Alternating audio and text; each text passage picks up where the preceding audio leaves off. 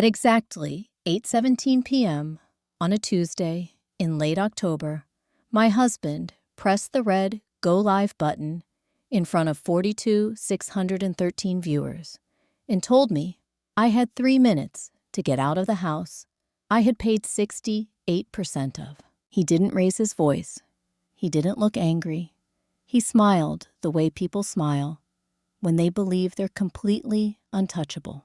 If you've ever been publicly humiliated by someone who once whispered they loved you, you already know what that smile does to your lungs. Before I tell you what happened next, do me a small favor.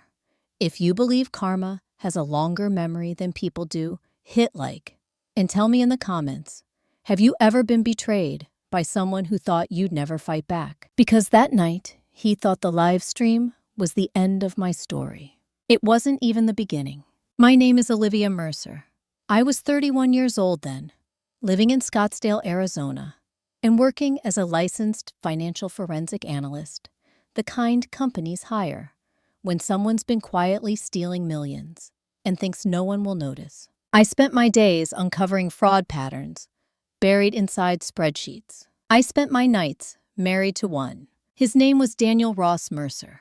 He introduced himself online as a self-made entrepreneur, a relationship transparency advocate, and the founder of a rapidly growing channel called Real Marriage Truths. By the time he threw me out on camera, his channel had 2.4 million subscribers, and they all believed I was the villain. The live stream started with him sitting on the beige, sectional couch we bought from Restoration Hardware, the one I'd picked out because he said he loved neutral tones. The house lights were turned up brighter than usual. He'd angled the ring light to soften his face and sharpen mine. He knew exactly what he was doing. "Guys," he said, looking directly into the camera voice, calm and wounded, "tonight I have to do something very painful, but I promised you transparency." The chat exploded instantly. Hearts, sympathy messages, people calling him strong. Then he tilted the camera toward me. I was standing near the dining table, still wearing my navy work dress, my laptop bag hanging from my shoulder, frozen mid-step, because I hadn't known he was live. "Olivia," he said softly, like he was talking to a stranger. He pitied. "You've had months to come clean. I can't keep protecting me." That word echoed so loudly in my head, I almost laughed. Instead, I asked the only thing that made sense. "What are you doing, Daniel?" His eyes flickered just once, in a way only someone trained to read micro-expressions would catch. Excitement, not anger. "Showing the truth," he said. "You know what you did." And that's when he turned the camera fully toward me and said the sentence that would trend for the next 72 hours. "My wife has been financially abusing me for years, and tonight she's leaving this house." The chat erupted. People called me a gold digger, a narcissist, a parasite. Someone typed, "Kick her out now." Daniel watched the screen like a conductor, listening to applause. Then he stood, walked calmly to the hallway closet, and pulled out a black suitcase. He rolled it across the hardwood floor and stopped it in front of me. "You have 3 minutes," he said quietly, still smiling for the audience. And in that moment, something inside me went completely, perfectly still. Not shattered, not broken, just still. Because I knew something the viewers didn't. I knew exactly how long Daniel Ross Mercer had been lying. I knew where the money had actually gone.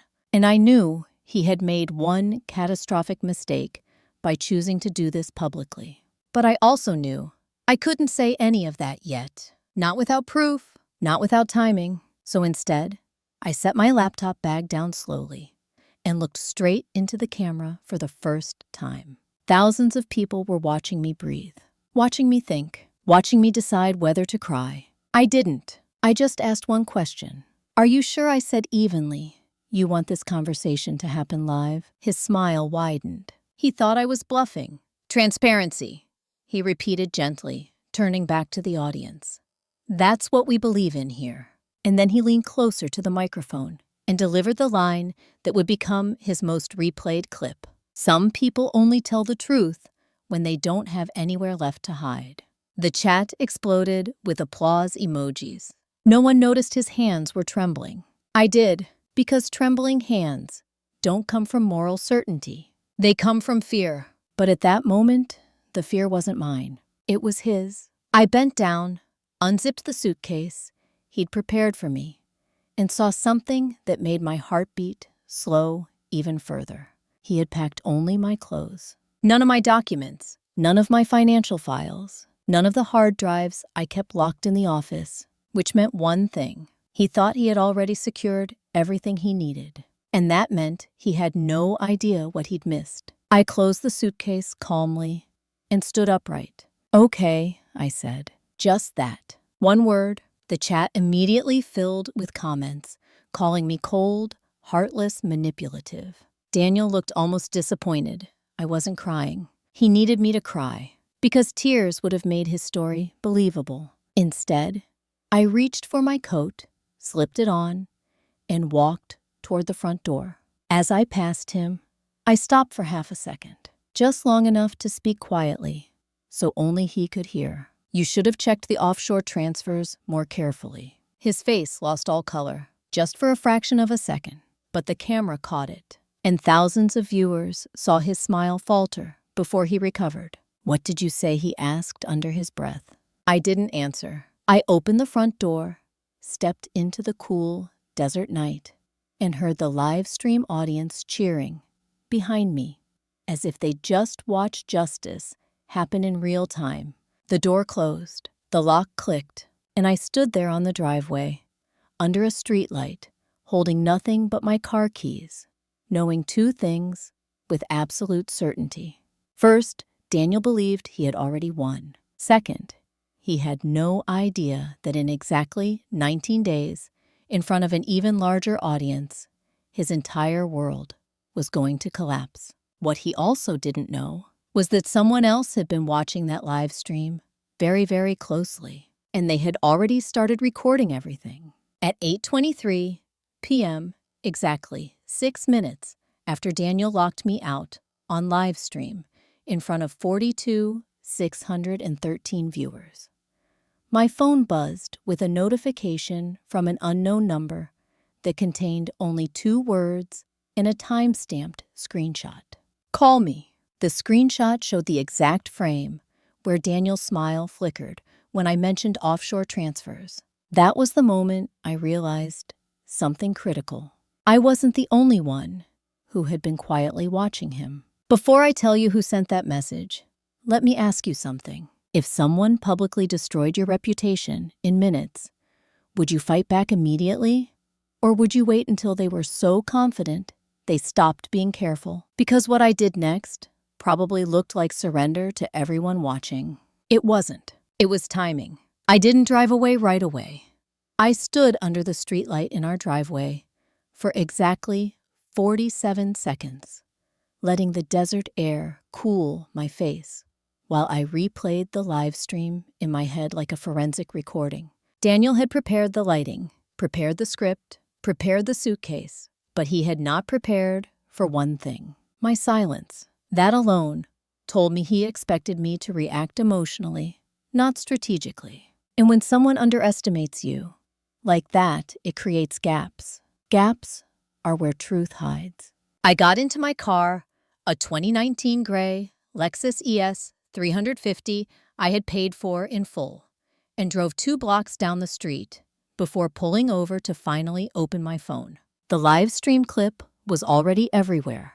Daniel had titled it, "When Love Becomes Financial Abuse." Within 10 minutes, it had over 200,000 views. By the time I refreshed again, hashtags were forming. #FreeDaniel, #ToxicWife, #Justice, Foreman. And then I saw the comments. Thousands of strangers analyzing my face, frame by frame. "She looks guilty. Notice how calm she is. Classic manipulator.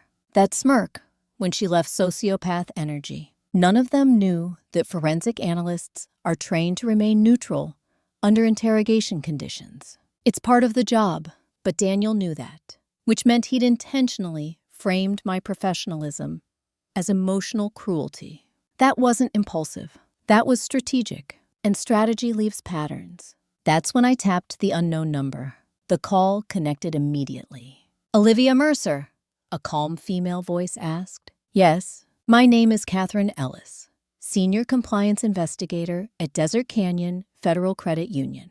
My stomach tightened slightly. I knew that institution well, because it was where Daniel insisted we open our joint operating accounts 3 years earlier. "I assume," she continued carefully, "you recognized what you said on the live stream was not an emotional reaction."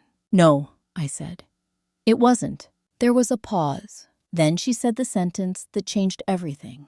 "We've been monitoring irregular transfers tied to your husband for 11 months. 11 months, longer than I had known, longer than I expected. And you're calling me now because," I asked, "because tonight he just confirmed something we needed," she said quietly. He showed intent. Intent. In financial fraud, cases intent separates suspicion from prosecutable evidence. Daniel had just demonstrated it publicly, and he didn't even realize. "What exactly have you been seeing?" I asked. There was another pause, longer this time. Multiple layered transfers totaling approximately $1.87 million routed through Shell LLCs connected to accounts you are legally listed on, but appear not to control. The number didn't shock me. The routing pattern did, because that meant Daniel hadn't just been hiding money. He'd been positioning me to take the fall, which explained the live stream narrative perfectly. He wasn't just humiliating me. He was pre-building a public alibi, a story where I was financially abusive, a story where I controlled the money, a story where he was the victim. So when investigations surfaced, the audience would already believe him. That was when a very cold realization settled in. He hadn't kicked me out because he was angry. He kicked me out because he thought he was about to be audited, and he needed me publicly separated before it happened. "Catherine," I said calmly, "do you have proof the Shell entities trace back to him directly?" She exhaled slowly. "We have partial linkage. Partial. Not enough to prosecute. Not yet. But enough to confirm one thing. This wasn't over. This call," she said carefully, "is unofficial. I shouldn't be contacting you directly. But after watching tonight, I believe you were being set up."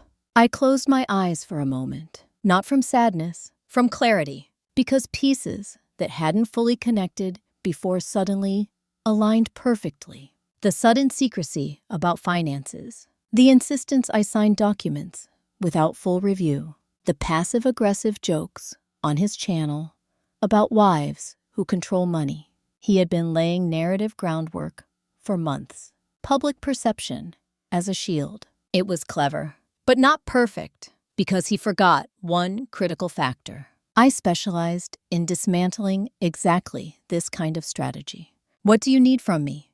I asked. "Nothing yet," she replied. "Just don't alert him that you know the scale of the investigation."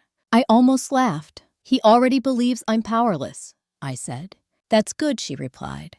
"People who feel safe make mistakes." Before hanging up, she added one more thing.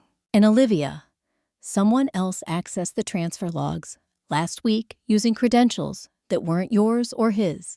That made my fingers tighten around the phone. "Who?" I asked. "We don't know," she said. "But whoever it was, they downloaded everything." Everything. Which meant someone else already had the full financial truth. Someone who hadn't come forward. Someone who was waiting. After the call ended, I sat in my car, engine idling, watching the glow of Daniel's house down the street. The house still legally half mine. The live stream view count passed 900,000. Messages flooded my phone. Friends asking what happened. Strangers sending hate. One message stood out. It came from Daniel himself.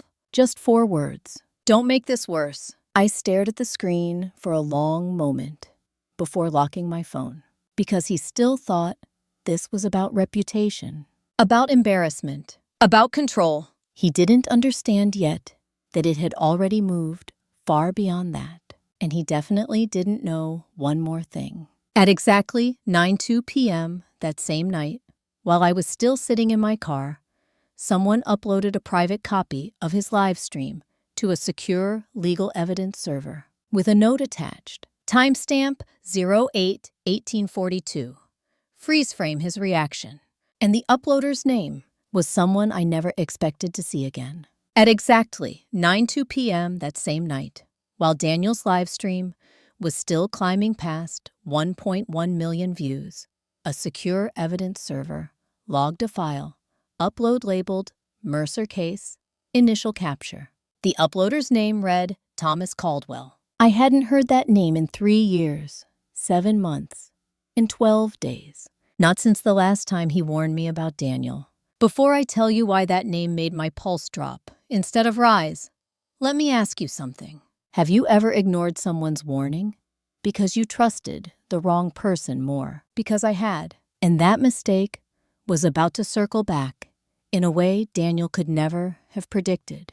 Thomas Caldwell had once been my senior partner at Mercer and Holt Forensic Consulting, back when the company still had 2 names on the door. He was 52, methodical, allergic to drama, and the best financial tracing specialist I had ever met. He was also the only person who had ever told me bluntly that marrying Daniel Ross Mercer was a catastrophic professional risk. I didn't listen, not because I thought Thomas was wrong, but because Daniel was extraordinarily good at being convincing. He knew exactly what to say to people who needed certainty, especially me. 3 years earlier, Thomas had shown me something on his computer during a late-night audit review. A flagged transaction cluster tied to a small influencer marketing firm. The routing patterns were complex layered LLCs, cross-state transfers, timed withdrawals under federal reporting thresholds. It was the kind of laundering structure we usually saw in corporate embezzlement. The name connected to those accounts was Daniel Mercer. Back then, Daniel had told me it was normal creator revenue distribution. Thomas had looked at me over his glasses and said quietly, "Olivia, legitimate money doesn't move like that." I told him he didn't understand the influencer economy. 2 months later, Thomas resigned from our firm without explanation. He never contacted me again. Until now, my phone buzzed again while I was still sitting in my car outside a 24-hour grocery store parking lot, trying to process everything. A new email appeared. Sender Thomas Caldwell. Subject line, "You're finally ready to see it." The attachment was a single screenshot, a paused frame from Daniel's live stream. Timestamp 08/1842. It showed Daniel's face, the exact moment I whispered about offshore transfers. His pupils were dilated, his jaw muscles clenched. Microfear response. I knew that expression. It was the look people had when they realized their secret wasn't secret anymore. The body betrays the truth before the mouth does. Thomas added only one sentence beneath the image. He just confirmed what I couldn't prove in 2022. I leaned back in my seat, slowly, letting the implications settle, which meant Thomas hadn't just been watching tonight. He had been watching Daniel for years. I called him immediately. He answered on the second ring. "Olivia," he said calmly, as if we'd spoken last week. "Not 3 years ago. You've been monitoring him this whole time?" I asked. "Yes." "Why?" There was a brief silence. "Because when I resigned, he said I didn't stop investigating." My fingers tightened around the phone. "Investigating what exactly?" "Your husband's entire financial network." The words landed heavily. Not emotionally, strategically. Because that meant something critical. Thomas wasn't guessing. He had evidence. "You could have told me," I said quietly. "No," he replied immediately. "I couldn't." "Why not?" "Because back then," he said, voice steady, "you would have warned him." He wasn't wrong. At that time, I would have defended Daniel. Loyalty can blind even the most analytical minds. "What changed tonight?" I asked. "You did," he said simply. "You didn't panic. You didn't deny. You didn't react emotionally." He paused. "You confirmed awareness without exposing knowledge." That was exactly what I had done. And Thomas understood why that mattered. In fraud investigations, he continued, the moment the target realizes, is when they either destroy evidence or expose themselves, trying to cover it. So tonight, I said slowly. Tonight, he finished. Daniel exposed himself. I looked down at the screenshot again, at the fear he couldn't hide fast enough. What do you have, Thomas? I asked. This time, the silence lasted longer. When he spoke again, his voice had shifted slightly, more serious, enough to prove the money wasn't just hidden. My stomach tightened. What do you mean? It was moved, he said carefully, to fund something illegal. Illegal, not just unethical, not just deceptive. Illegal. I didn't ask what yet, because timing matters in investigations. And Thomas understood that too. You need to stay publicly quiet, he continued. Let him keep talking. Why? Because he believes the narrative is on his side, Thomas said. And people who think they're winning become reckless. He paused again before adding something that sent a cold line down my spine. He's already planning his next live stream. My heart didn't race. It slowed. What's he going to say? I asked. Thomas exhaled softly. He's preparing to release proof that you committed financial fraud against him. I closed my eyes briefly. There it was. The next move. The public escalation. Daniel wasn't just humiliating me. He was building a legal defense strategy in real time, using his audience as psychological cover. That won't hold up under audit, I said. No, Thomas agreed. But it will buy him time. Time to do what? That was the question. And before I could ask it, Thomas said something else. Olivia, there's one more thing you don't know yet. My fingers went still. What? The largest transfer he made last month, $620,000, didn't go to an offshore account. My throat tightened slightly. Where did it go? Thomas's voice lowered. To someone inside your own family. For the first time that night, my composure cracked. Not outwardly, but internally. Because there were only 3 people that money could possibly involve. And none of those possibilities made sense. Who? I whispered. Thomas didn't answer immediately. When he finally spoke, his words were measured. I'm not going to tell you yet. Why? Because he said quietly, if you don't already know who it is, you're about to find out in the worst possible way. There was a long silence between us. Then he added one final sentence before ending the call. Daniel isn't just planning to destroy your reputation. He paused. He's planning to use someone you still trust to do it.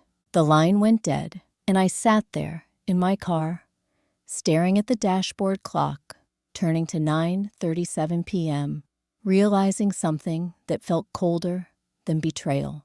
The war I thought was between me and my husband was about to involve someone much closer, someone who had already chosen a side. I just didn't know who yet, but in less than 48 hours, I was going to find out. In a way, no one watching Daniel's channel would ever expect. At exactly 11:12 a.m. the next morning, Daniel posted a thumbnail showing my face frozen mid-blink beside bold red text that read, "The truth about my wife's $2 million lies." Within 37 minutes, it had already passed 180,000 views. He scheduled the full live stream reveal for Friday at 7:00 p.m. 3 days, 72 hours. That was how long he believed he needed to permanently control the narrative. Before we go further, let me ask you something. If someone publicly accused you of a crime you didn't commit and you knew they were holding forged evidence, would you rush to defend yourself? Or would you wait until they revealed everything and destroyed themselves in the process? Because what Daniel didn't understand was this. In forensic investigations, the most dangerous moment for a fraudster is when they think they've built a perfect story. That's when they stop checking for holes. And Daniel's story already had one, a very large one. At exactly 11:48 a.m., my phone rang again. Caller ID, Emily Mercer, my younger sister, the last person in the world I expected to call me that day. Emily was 26, worked as a pediatric nurse in Mesa, and had always been the emotional center of our family. Gentle conflict avoidant, the kind of person who apologized when other people hurt her. She never took sides. She never raised her voice, which is why hearing her name on my screen made something in my chest tighten. I answered on the third ring. "Liv?" she said immediately, voice trembling. "Yeah, I just saw the video." Of course she had. By that point, nearly everyone we knew had. "I know this looks bad." She rushed out. "But Daniel told Mom and me, months ago, you were struggling with control issues." Control issues. The phrase felt almost clinical, pre-planned, scripted. My heartbeat didn't speed up. It slowed. "What exactly did he tell you?" I asked calmly. There was a pause. "He said you were hiding money, that you were manipulating accounts so he couldn't access his own income, that you threatened him if he tried to question it." The precision of the language confirmed what I already suspected. Daniel hadn't just been crafting a public narrative. He'd been quietly preparing my family to believe it. "How long has he been telling you this?" I asked. Since last winter," she said softly. 9 months. 9 months of planting doubt. 9 months of isolating me from people who would normally question his claims. Classic coercive strategy, and extremely effective. "Emily," I said gently, "has he ever shown you actual documentation?" There was silence. Then a quiet, "Yes." My grip tightened on the phone. "What kind of documentation?" "Bank statements," she whispered. "Transfers. Accounts under your name." My stomach dropped, not from shock, but from confirmation. That was the missing piece. The reason he'd used joint accounts. The reason he'd routed funds through entities connected to me. He hadn't just been laundering money. He'd been building a visual trail that pointed directly at me. And he'd already shown it to my family. "Did you believe him?" I asked. Her answer came slowly. I didn't know what to believe." That hurt more than outright accusation would have. Because uncertainty meant doubt. And doubt meant Daniel's narrative had worked. "Emily," I said carefully, "I need you to answer one question honestly." "Okay. Has Daniel given you any money recently?" The line went completely silent. And in that silence, I felt the truth settle before she spoke. "Yes." The word came out barely audible. My pulse didn't spike. It went cold. "How much?" I asked. A loan," she said quickly. "For Mom's medical bills. He said you didn't want to help." That sentence landed like a blade, sliding quietly into place. Because I had been paying Mom's medical insurance for 3 years, automatically, without ever missing a month. Which meant Daniel hadn't just manipulated finances. He'd manipulated compassion. "How much, Emily?" I repeated. Another pause. Then she whispered, $600,000. Exactly the amount Thomas had mentioned. 620,000. Transferred last month. Suddenly, everything aligned. Daniel hadn't just hidden money. He'd redirected it to someone inside my family. Someone he knew I would never suspect. Someone whose acceptance of that money would permanently damage my credibility if it surfaced publicly. Because it would look like I'd secretly funneled funds to a relative. Financial misconduct, embezzlement, fraud, a perfect legal trap. "Emily," I said very quietly, "did you sign anything when he gave you that money?" "Yes," she said. A statement acknowledging it was from marital funds, under your management." My eyes closed slowly. There it was, the legal setup. He hadn't just transferred money. He'd created documentation framing me as the controlling party. And my sister, unknowingly, had signed it. "Liv, are you mad at me?" she asked softly. I exhaled slowly. "No," I said truthfully, because anger wasn't useful right now. Clarity was. "Emily," I continued gently, "I need you to listen very carefully." "Okay. Do not talk to Daniel again until we speak in person." "Why?" "Because," I said quietly, "he didn't give you that money to help Mom." A long silence followed. Then she asked, voice shaking, "Then why did he give it to me?" I stared out through the windshield at the Arizona sun, glaring off parked cars, knowing this was the moment the next layer of truth began to surface. He gave it to you, I said slowly, so that when he accuses me publicly of financial fraud on Friday, you will unknowingly become his strongest piece of evidence. The silence on the other end shattered into a small, horrified breath.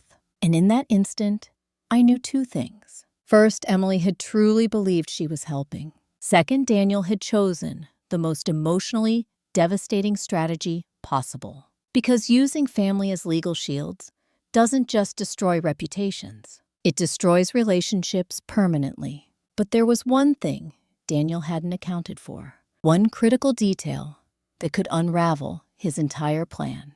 And I hadn't even told Emily yet, because I needed confirmation first. As I ended the call and checked my messages, a new notification appeared from Thomas Caldwell. It contained a single sentence. Check the timestamp on Emily's signed document. Below it was an attached image, a scanned copy of the acknowledgement form she had signed. And in the bottom right corner, there was a date that made my breath stop completely, because it proved something impossible, something Daniel would never be able to explain once it came to light. And once that date was revealed publicly, everything he had built was going to collapse at once. At exactly 12:04 p.m., sitting in a grocery store parking lot with the Arizona sun reflecting off my windshield, I opened the scanned document Thomas had sent and saw a date that should not have existed. The acknowledgement form my sister Emily signed was time-stamped March 3rd,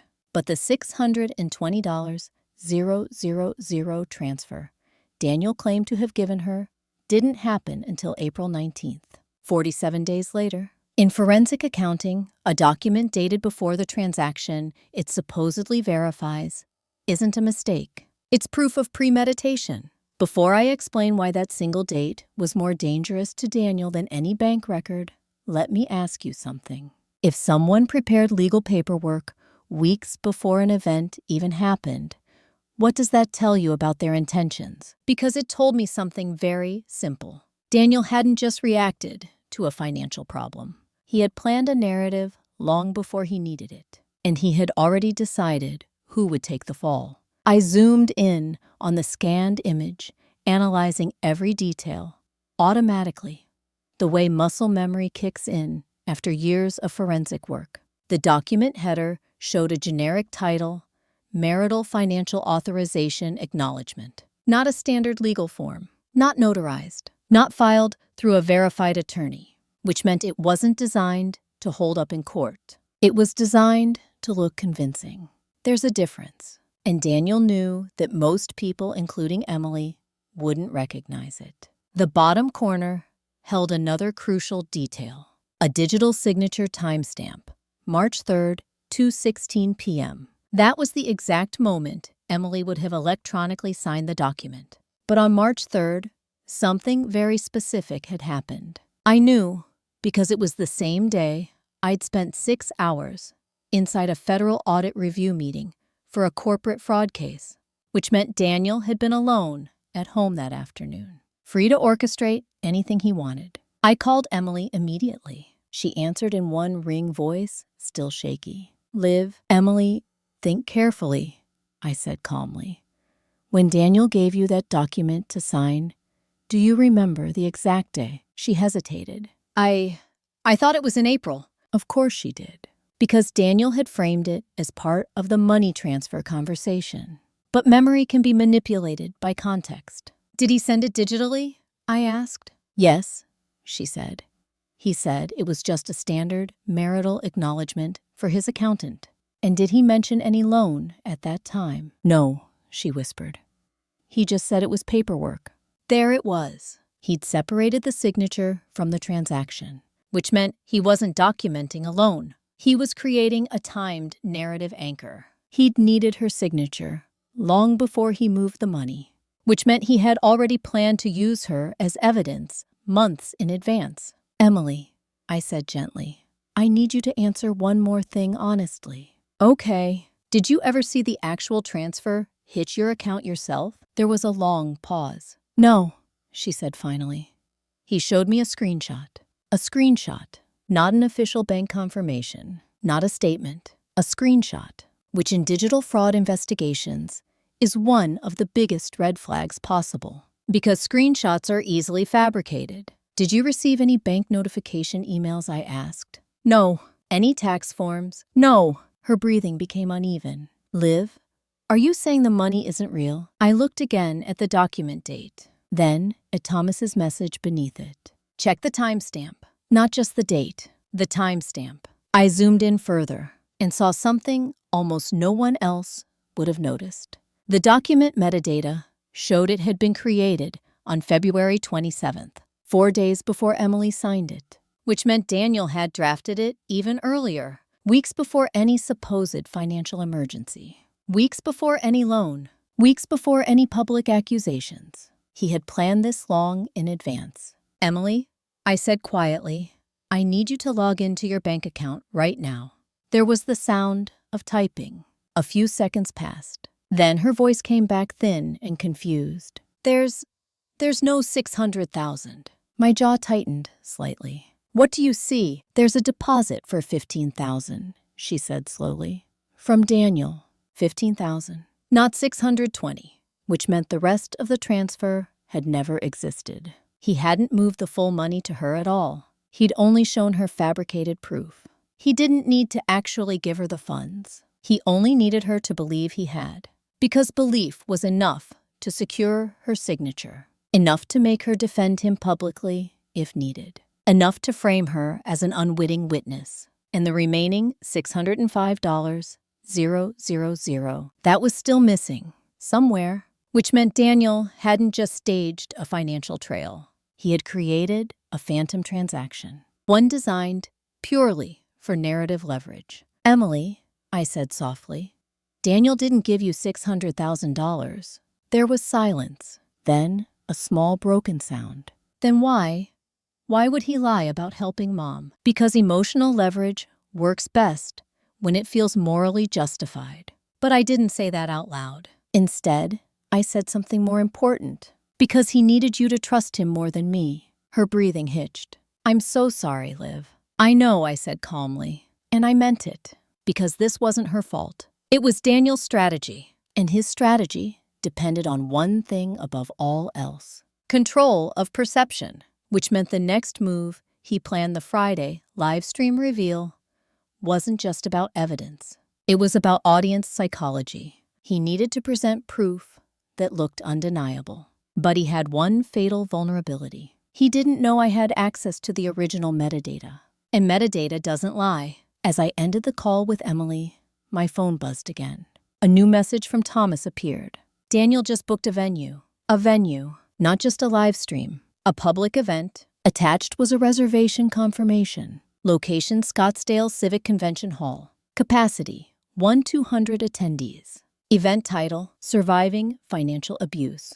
A live truth session. Date: Friday, 7:00 p.m. Exactly 3 days away. And beneath the booking details, Thomas added one final line that made my heart beat slow into something cold and precise. He's planning to present you to the audience in person, which meant Daniel wasn't just preparing to accuse me publicly. He was planning to confront me live on stage in front of hundreds of people, and he was absolutely certain I would show up because he believed I had nowhere else to go. What he didn't know was that by choosing a public venue, he had just given me the perfect place to dismantle him completely. At exactly 3:42 p.m. on Wednesday, 30 hours after Daniel threw me out on live stream, a courier delivered a certified envelope to the front desk of the hotel, where I had checked in under my maiden name. Inside was a single sheet of paper, a formal legal notice inviting me to attend Daniel Mercer's public event at Scottsdale Civic Convention Hall on Friday at 7:00 p.m. In bold letters near the bottom, it read, "Your presence is requested to allow you an opportunity to respond." Opportunity. That word almost made me smile. Because in legal strategy, an opportunity to respond isn't generosity. It's bait. Before I tell you what Daniel didn't realize he'd just done by sending that letter, let me ask you something. If someone publicly accused you and then formally invited you to defend yourself, would you see that as a threat or an opening? Because to me, it was neither. It was confirmation. Confirmation that Daniel still believed he controlled the narrative. And people who believe they control the narrative often reveal far more than they intend. I sat at the small hotel desk, staring at the document, analyzing its structure, the way I would any financial fraud artifact. It wasn't drafted by a litigation attorney.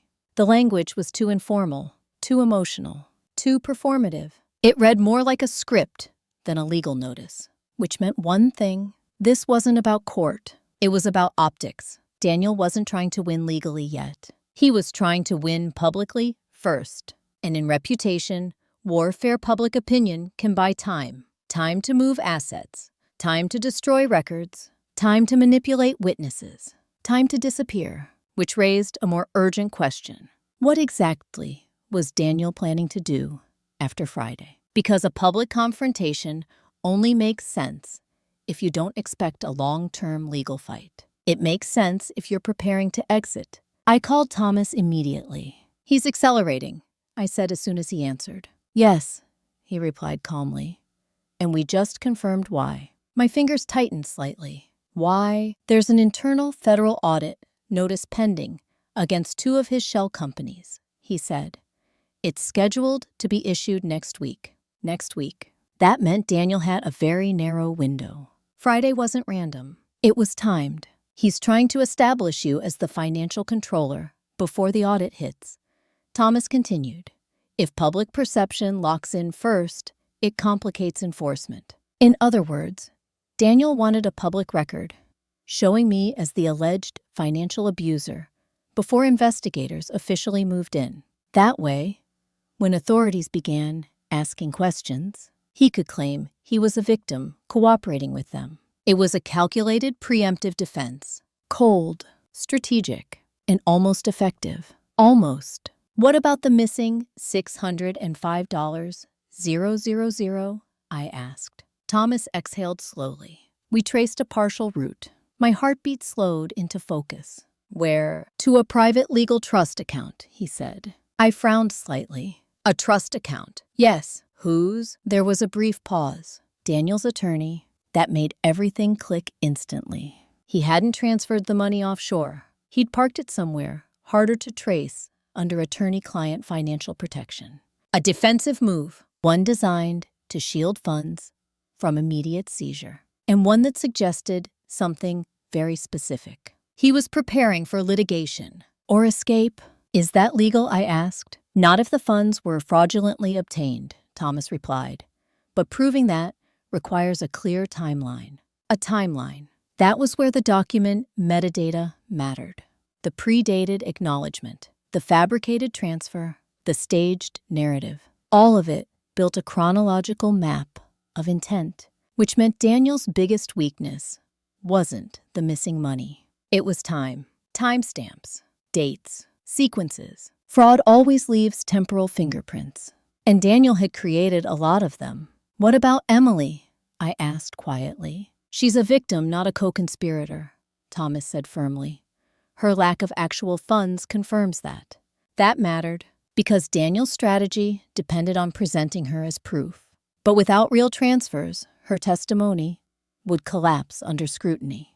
Still, the emotional damage remained. Family trust, once broken, doesn't repair easily, even when the truth emerges. And Daniel had known that, which meant hurting me emotionally wasn't collateral damage. It was part of his plan. You need to decide something, Thomas said carefully. What? Whether you're going to attend Friday's event. I looked down at the invitation letter again, at the neat signature line where Daniel had signed his name. Confident, certain, completely unaware. Yeah, I said calmly. I'm going. There was a long pause on the line. Then Thomas asked the question that mattered most.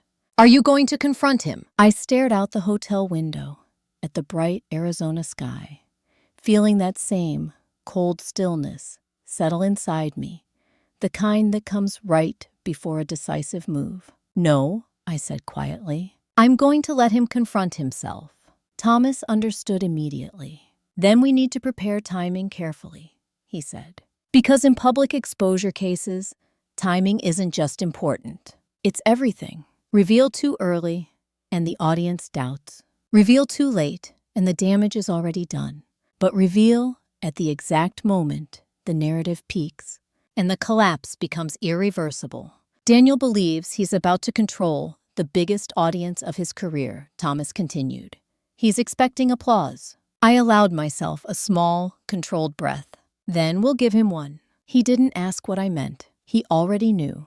Because the most effective dismantling of a public figure doesn't come from arguing. It comes from letting their own evidence speak. And Daniel had already created plenty of it. He just didn't realize which piece would break him. As I ended the call, my phone buzzed again.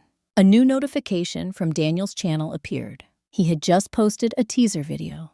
The caption read, "Friday, I will show the bank records she can't deny." Attached was a preview image, a blurred screenshot of a document labeled Primary Account Holder, Authorization, Olivia Mercer. My eyes narrowed slightly because I recognized the format instantly. It wasn't a real banking authorization form.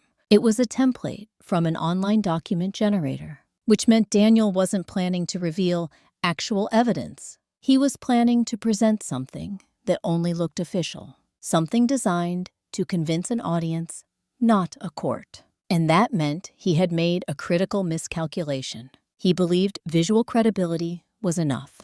But he didn't know one thing. The original version of that template still contained hidden metadata embedded by the generator itself. Metadata that would reveal exactly when it was created and exactly who had edited it, which meant that on Friday night, in front of over 1,000 people, Daniel was about to present evidence that would quietly expose him instead. At exactly 2:11 a.m. on Thursday morning, less than 48 hours before Daniel's public event, I sat alone at a small hotel desk with a laptop screen glowing in the dark, staring at a single file that could end everything.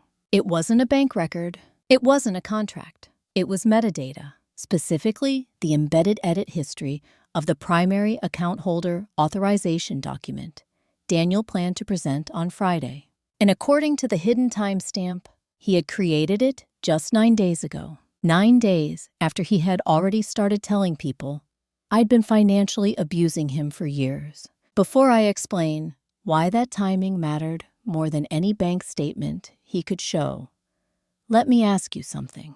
If someone claims a long history of wrongdoing, but their proof only appears after they start losing control, what does that usually mean? Because in financial forensics, late-created documentation is one of the clearest signs of narrative fabrication.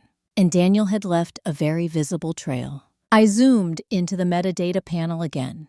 Creator name D. Mercer. Original file. Generation source. legalformexpress.com. Creation date. October 14th. Last edited October 18th, 11:37 p.m. Exactly the night before he went live and threw me out. Which meant he hadn't been responding to an ongoing problem. He'd been preparing a story. Stories need evidence. And when real evidence doesn't exist, people create convincing substitutes. Daniel's biggest mistake wasn't making a fake document. It was believing no one would know how to read its digital fingerprints. But I wasn't just looking at timestamps. I was looking at patterns. And there was something else embedded in the file that made my stomach tighten slightly. A secondary editor ID. Not Daniel's. Someone else had accessed the document 2 days after he created it. Username M.Mercer. My heartbeat slowed into something very quiet. M. Mercer. There were only 2 people with that initial in our family. My mother, Margaret Ann Mercer, or my cousin Melissa Mercer. But the access location metadata showed an IP address registered in Sun Valley Retirement Community, which meant it was my mother. For a moment, I just sat there, hands still on the keyboard, letting that information settle. Because this wasn't just betrayal anymore. This was participation. Before I tell you what I realized next, I want to ask you something. If someone you trusted your entire life quietly helped the person destroying you, would you confront them immediately? Or would you first try to understand why? Because understanding motive matters more than reacting emotionally, especially when family is involved. I called Emily. She answered instantly. "Liv, are you okay?" "Yes," I said calmly. "I need to ask you something about Mom." There was a pause. "What about her? Has she been talking to Daniel recently?" Emily hesitated. "Not just recently," she said quietly. "They've been talking almost every week since last year." My fingers tightened slightly around the phone. "Did she ever tell you why?" Emily's voice dropped to a whisper. "She said Daniel was the only one who understood how difficult you'd become." The words landed softly but heavily. Not surprising, but still painful in a way that didn't show outwardly. Because emotional narratives often fill the gaps when communication breaks down. And I had been working 70-hour weeks for the past 3 years. Not visiting enough, not explaining enough. Distance creates vulnerability, and Daniel had used that vulnerability perfectly. "What else did Mom say?" I asked quietly. Emily hesitated again. Then she spoke in a rush. She said you were changing, that you were becoming cold, that you cared more about money than people, and that Daniel was trying to protect you from yourself. Protect me from myself.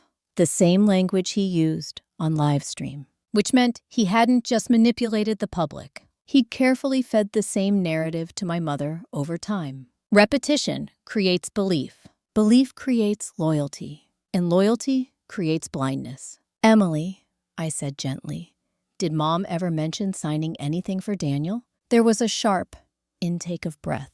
"Yes," she whispered. "She said it was just paperwork for your finances." My chest tightened slightly, because that meant my mother hadn't just viewed the fake authorization document. She had helped validate it. She had unknowingly strengthened his story. And she had done it believing she was protecting her daughter. Just the wrong one. "Does Mom know about the missing money?" I asked. "No," Emily said.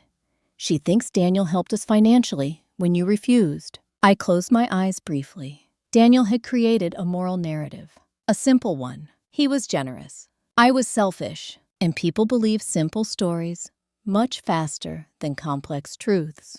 That was his greatest advantage. But it was also his biggest vulnerability. Because simple stories collapse quickly when confronted with hard facts. "Emily," I said quietly, "I need you to do something important. Anything. Do not tell Mom what we just discussed." There was a pause. "Why?" "Because," I said carefully, "right now, she still believes she's protecting me." Emily didn't understand immediately. Then she whispered, "You're going to let her find out the truth, publicly, aren't you?" I looked at the laptop screen again, at the metadata showing my mother's digital fingerprint inside Daniel's fabricated evidence. "Yes," I said softly. Because confronting her privately would only trigger denial. Public revelation would force reality. And reality, once visible, cannot be negotiated. After the call ended, I sat back in the chair, staring at the darkness beyond the hotel window. There was no anger, no tears, just a very deep, very quiet sense of inevitability.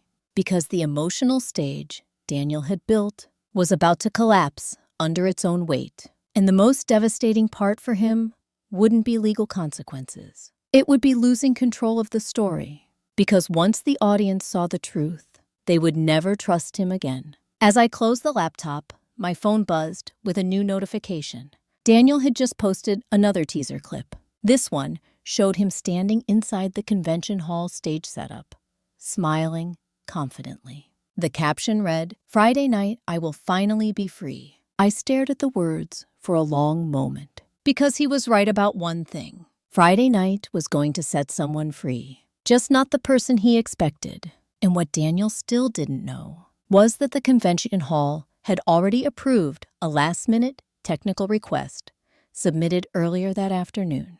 A request filed under a neutral legal evidence presentation permit. A permit that allowed one thing: full control of the venue's main projection system at exactly the moment I chose to use it. At exactly 9:16 a.m. on Friday morning, 10 hours before Daniel's live event, I stood inside an empty conference room at Scottsdale Civic Convention Hall while a technician handed me a wireless control tablet that could override every screen in the building. "Once you activate this," he said, "all projectors switch to your input channel immediately." I nodded calmly. "Is there any delay?" "Less than half a second." Half a second. That was all the time it would take for Daniel's narrative to collapse. Before I explain why controlling the screens mattered more than any speech I could give, let me ask you something. If someone built their power on controlling what people see, what's the fastest way to dismantle them? Because perception doesn't change through arguments. It changes through undeniable visuals. And Daniel's entire strategy depended on visual persuasion. He needed people to see proof. So all I had to do was show the real proof first. The technician left, closing the door behind him. The silence inside the room felt steady, controlled, like the stillness before a precise operation. I opened the tablet interface and reviewed the file queue one last time.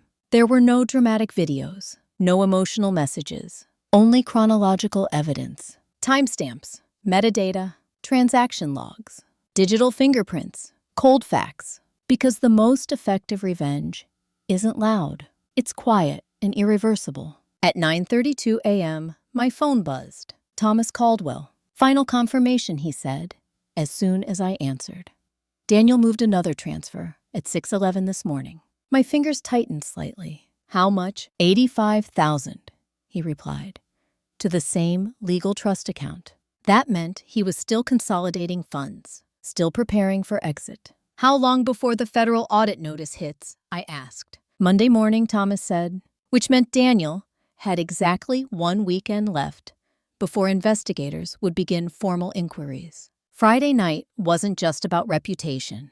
It was his last chance to secure public sympathy, his last chance to lock in a narrative before reality arrived. "He's nervous," Thomas added quietly. "How can you tell?" "He just tried to access archived account logs remotely," Thomas said.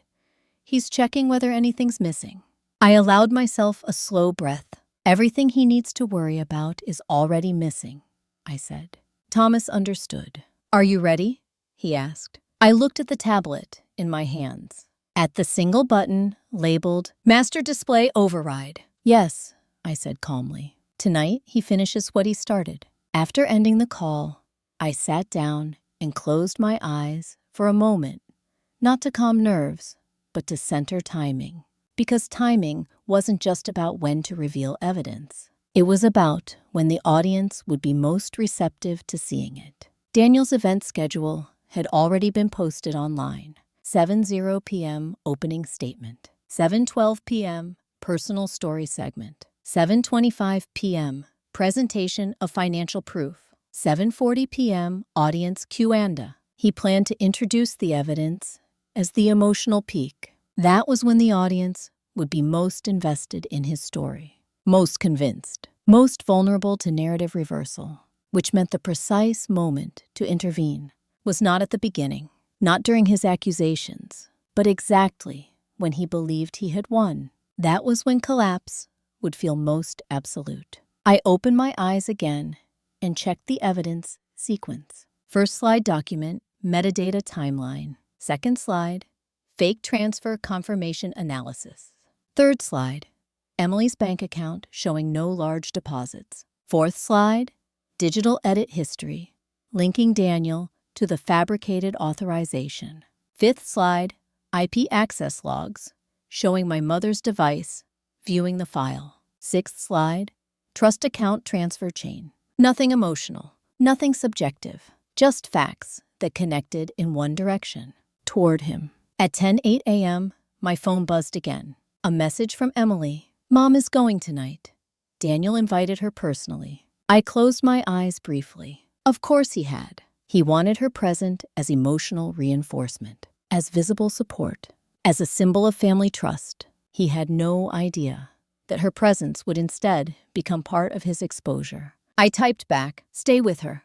Don't discuss anything yet." She responded immediately, "I won't." Then another message appeared. "Liv, "Are you sure you can handle this?" I stared at the words for a long moment before replying, "Yes," because this wasn't about emotional strength anymore. It was about precision, and precision was something I had trained for my entire career. As the afternoon passed, the convention hall gradually filled with staff preparing for the event. Camera rigs were installed, stage lighting tested, rows of chairs aligned perfectly. Everything looked like a professional production, which was exactly what Daniel wanted. A controlled environment, a theatrical setting, a place where he could perform his version of truth. He didn't realize he had created the perfect stage for his own dismantling. At 4:43 p.m., I received one final message from Thomas. It contained a single screenshot, Daniel's latest private search history log. One entry stood out: how to protect assets during marital fraud investigation. I stared at it for a moment because it confirmed something essential. Daniel wasn't just confident. He was scared. And fear makes people predictable. Predictable people make mistakes. By the time the sun began to set over Scottsdale, the parking lot outside the convention hall was already filling with cars. Hundreds of attendees, fans, supporters, curious spectators, all expecting to watch a public confrontation. All expecting to see Daniel prove his innocence. None of them knew they were about to witness something very different. As I stood backstage at 6:52 p.m., holding the tablet in my hands, the muffled sound of the crowd echoed through the walls. Their voices were excited, anticipatory, certain, exactly the way Daniel needed them to be. A stage assistant walked past me and whispered, "He's about to go on." I nodded once. My heartbeat remained steady, not fast, not anxious, just perfectly controlled. Because this wasn't the moment of action yet. This was the moment of waiting. Waiting until he said the words he had rehearsed for weeks. The words that would signal he believed the narrative was sealed. Only then would the truth appear. And what Daniel still didn't know was that someone else had just taken a seat in the front row. Someone whose presence alone would make his collapse far more devastating than any evidence could. At exactly 7:03 p.m., 3 minutes after Daniel stepped onto the stage under bright white lights, he paused mid-sentence when he noticed who had just taken a seat in the front row.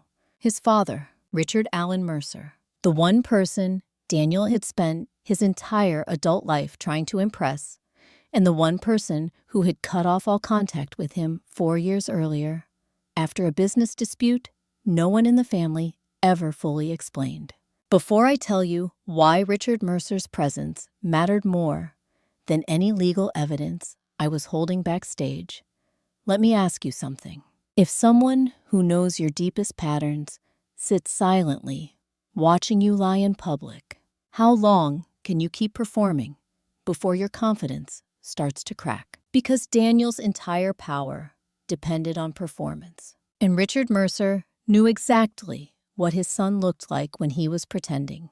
From backstage, I watched through the live monitor feed.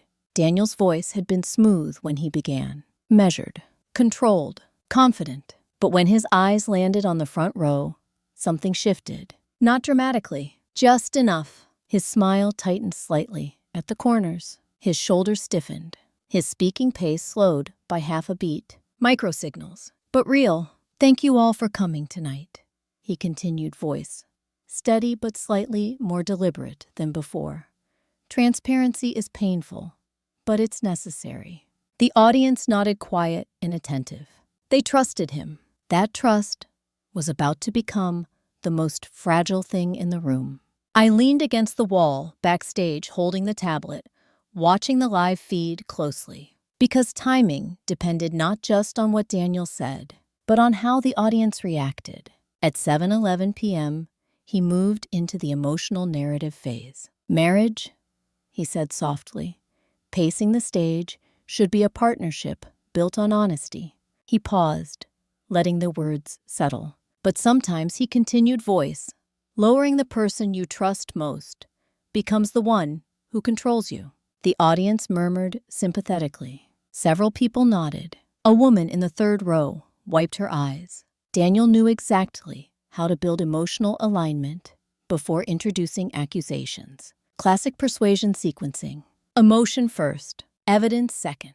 I glanced at the program schedule, 7:25 p.m. That was when he planned to present the financial proof. Still 14 minutes away, which meant he would escalate emotionally first. An emotional escalation always requires tension. He needed to keep the audience leaning forward. So he did what he always did. He began telling a personal story. Last winter, he said, voice soft with practiced vulnerability, I realized I couldn't even access my own income anymore.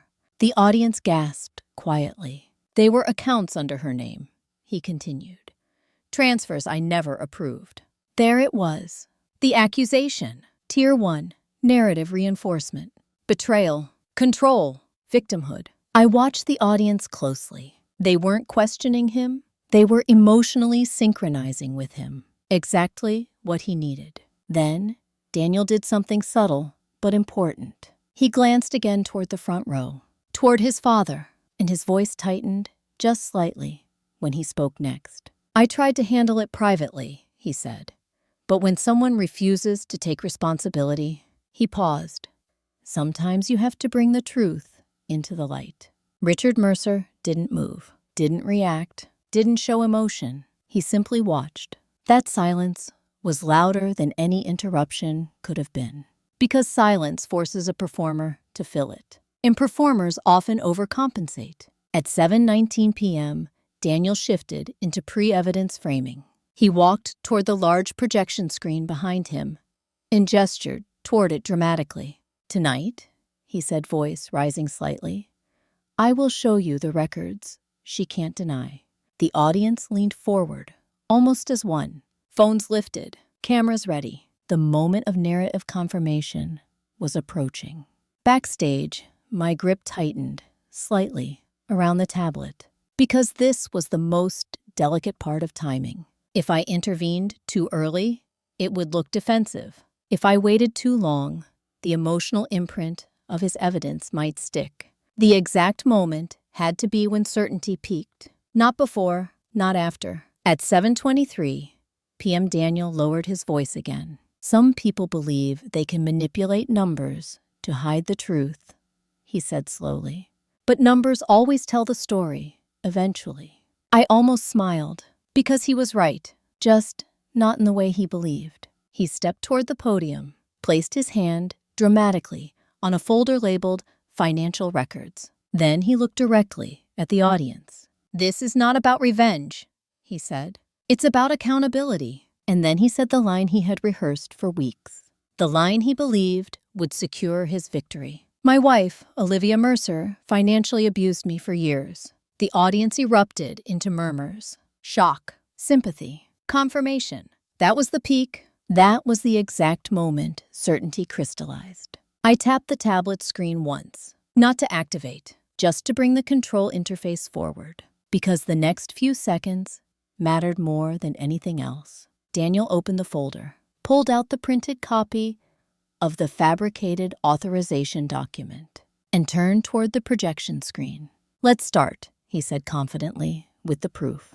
The screen behind him lit up, displaying his first slide, a blurred bank statement, official looking, convincing. The audience leaned in, believing, trusting, certain. Daniel smiled, that same untouchable smile he'd worn on live stream the night he threw me out. The smile of someone who believed they controlled the story completely. And that was the exact moment I pressed the override button. Because what Daniel still didn't know was that in less than half a second, the screen behind him was about to show something he had never seen before.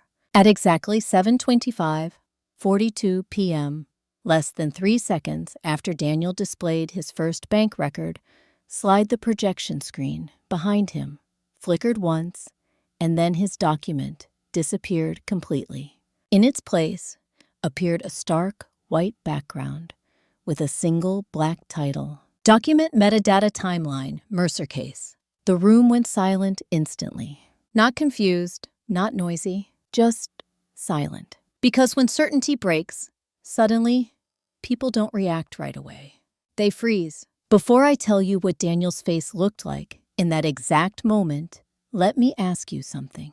If someone's entire power depends on controlling what others see, what happens when they lose that control in front of everyone at once? Because Daniel didn't just lose the screen. He lost the narrative. He turned around slowly, expecting a technical glitch. But when he saw the slide title, his expression collapsed before he could stop it. His jaw tightened, his shoulders stiffened, and for the first time that night, he looked afraid. Not dramatic fear, quiet internal fear. The kind that shows when someone realizes something irreversible has just started. He said, turning back toward the audience with a forced smile. Looks like we're having a technical issue. But no one laughed. No one moved, because the slide had already changed again. Now, it displayed a simple timeline. February 27th document created. March 3rd, Emily Mercer, signature timestamp. April 19th, alleged transfer date. The dates were large, clear, impossible to misread. A murmur spread across the audience. Not emotional, analytical, because people instinctively understand chronological inconsistency. Even without technical expertise, Daniel's smile faltered. That's not relevant, he said quickly, trying to regain control. Those are internal system artifacts. But before he could continue, the slide changed again. This time, showing the actual document metadata panel. Creator D. Mercer. Generation source, legal form express template. Gasps rippled through the crowd because the word template hit differently than any accusation could. Templates mean fabrication, and Daniel knew it. His voice tightened. That's being misrepresented, he said more sharply. Now, that's standard formatting. But then, something happened he couldn't anticipate. A voice spoke from the front row, calm, measured, and very familiar. That's not how financial authorization documents are created. Every head in the room turned. Daniel froze, because the voice belonged to his father. Richard Mercer stood slowly, hands resting on the back of his chair. I've worked in commercial banking compliance for 35 years, he said evenly. And legitimate authorization forms don't originate from online template generators. The silence in the room deepened. Not tense, just heavy, because authority shifts quickly when someone credible speaks.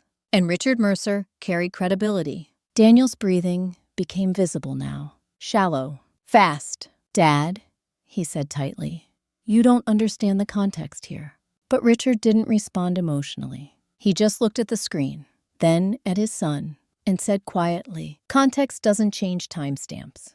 The words landed like a finality. Then the screen changed again, now showing Emily's actual bank account record. Balance history. No large deposit. Only a $15,000 transfer from Daniel. A collective murmur spread across the audience. Confusion replacing sympathy, because the story they believed no longer aligned with visible facts. Daniel stepped backward instinctively, his eyes darting between the screen and the audience. This is private information, he snapped suddenly. This is illegal to display. But that was the worst possible argument he could make, because legal language signals defensiveness, and defensiveness signals guilt. The next slide appeared. Digital edit history, showing Daniel's own user ID, modifying the document 9 days before the live stream. And beneath it, a single highlighted line. Last edit, October 18th, 11:37 p.m. Exactly the night before he publicly accused me. A wave of realization moved through the crowd. Not loud, just palpable. The moment belief shifts, Daniel's face went pale. His hands trembled visibly now. This is a setup, he said, voice cracking slightly. She's manipulating technical details. But the slide changed again, this time showing IP access logs. One line highlighted. Access device, Margaret A. Mercer. My mother's name appeared clearly on the screen. A sharp gasp came from the audience, because now the story wasn't just about finances. It was about family involvement. In the front row, I saw my mother's posture stiffen, her hand rising slowly to cover her mouth. Daniel noticed too, And for a split second, his mask shattered completely. Because this wasn't part of his plan. He hadn't expected her involvement to be exposed. He hadn't expected the narrative to shift this quickly. He hadn't expected to lose control this completely. He tried one last strategy. Denial. These logs don't prove anything, he said rapidly. Anyone could access a file. But then, the final slide appeared. Trust account transfer chain, showing the $605,000 routed directly into his attorney's holding account. Not offshore, not stolen by me, held under his legal protection. The room fell into absolute silence. Because this wasn't emotional evidence. It was structural evidence. The kind that doesn't require interpretation. Just observation. Daniel stared at the screen. Frozen. His mouth opening slightly, then closing. No words forming. Because there was nothing left to argue. The sequence was complete. The timeline was clear. The narrative he built had collapsed. Publicly. Irreversibly. And in that silence, someone in the back of the audience whispered a sentence that carried further than a shout ever could. He lied. One simple statement, but it spread through the room like a ripple. Daniel heard it. I saw it in the way his shoulders sagged, in the way his posture finally broke. Because public perception had shifted, not gradually, but all at once. From victim to perpetrator, from truth-teller to manipulator, from untouchable to exposed. And that was when I stepped out from backstage for the first time that night. Because what Daniel still didn't realize was that this wasn't the end of the exposure. It was only the second layer of truth. And the final layer, the one with real legal consequences, hadn't even been shown yet. At exactly 7:29 p.m., 4 minutes after the audience saw the trust account transfer chain on the screen, I stepped out from backstage and walked into the stage lights for the first time since Daniel threw me out of our house on live stream. The room was so quiet, I could hear my own footsteps across the floor. Not hostile silence, not sympathetic silence, just the heavy stillness that comes when people realize they've been watching the wrong story. Before I tell you what Daniel said, when he saw me standing there, let me ask you something.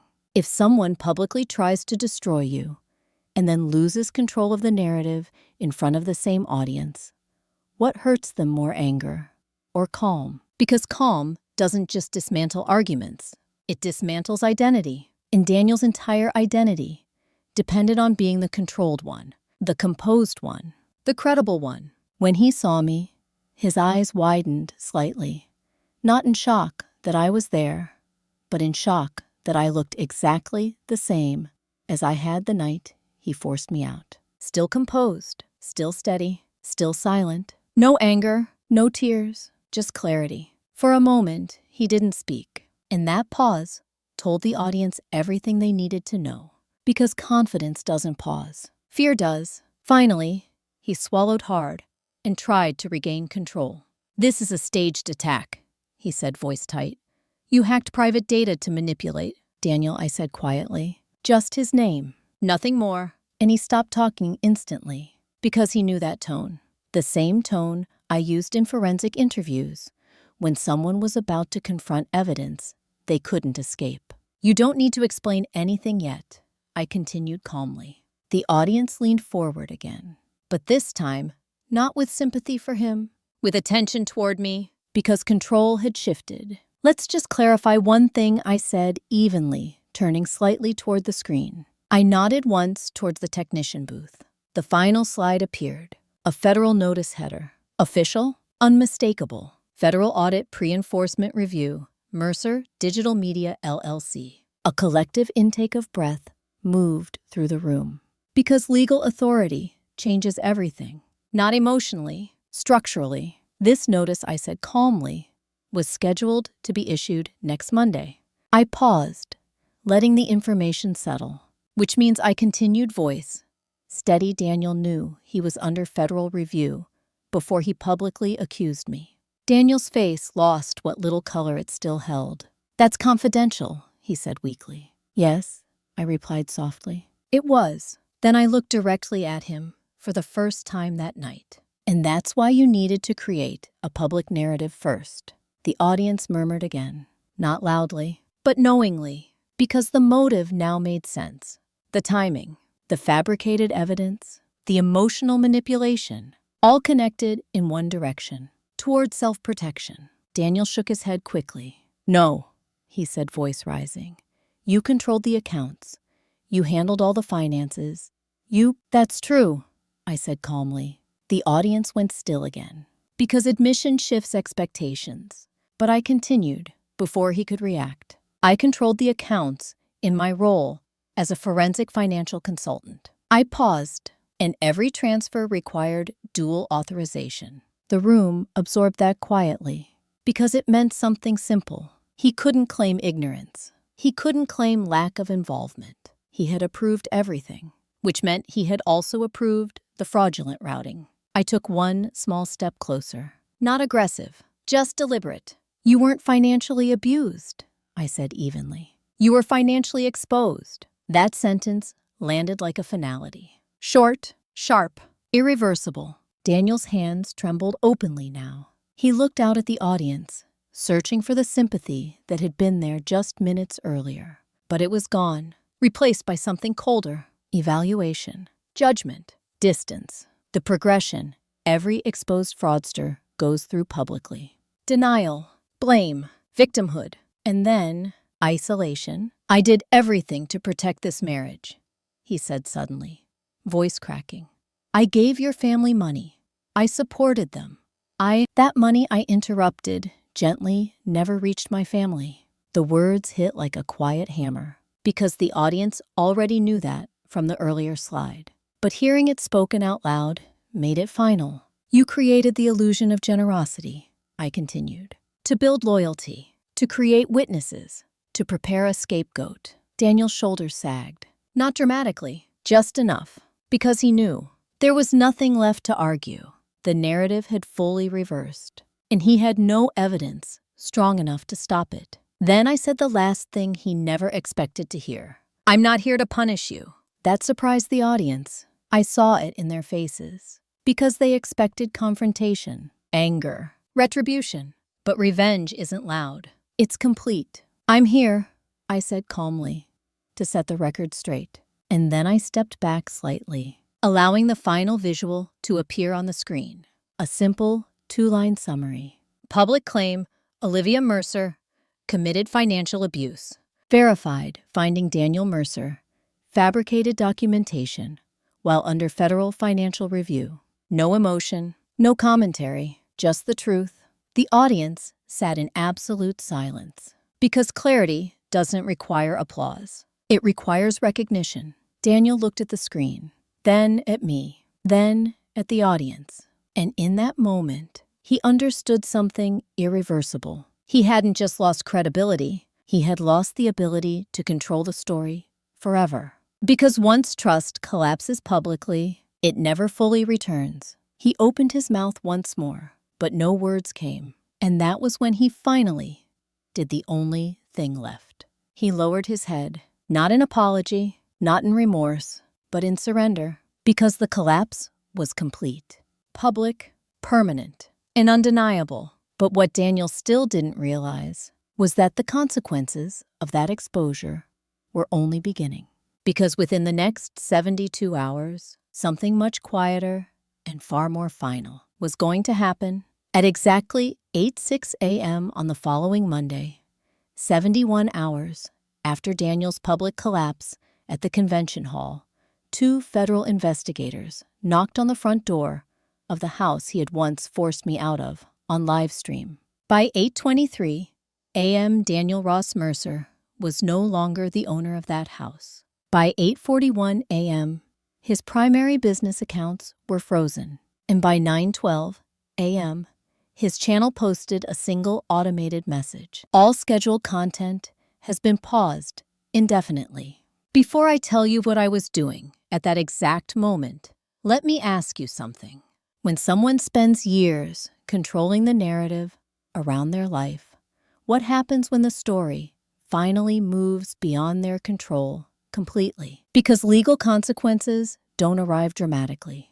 They arrive quietly, systematically, irreversibly. And by Monday morning, Daniel's story was no longer his to tell. I didn't watch the investigators arrive. I didn't read the early news articles. I didn't check social media reactions. Instead, at 8:06 a.m., I was sitting on a wooden bench beside a small lake at Chaparral Park, holding a paper cup of coffee that had already gone cold. The water was completely still. No wind, no ripples, just quiet. Because after months of noise, public accusations, emotional manipulation, and strategic exposure silence felt like something I had almost forgotten. My phone buzzed once. A message from Thomas Caldwell. It's official. Federal asset protection orders are active. I read the words slowly, not with satisfaction, not with anger, just with acknowledgement. Because justice doesn't feel explosive when you work in financial forensics. It feels procedural, expected. Like a final line in a report you already knew how to write. Another message arrived a minute later. From Emily. Mom wants to talk to you.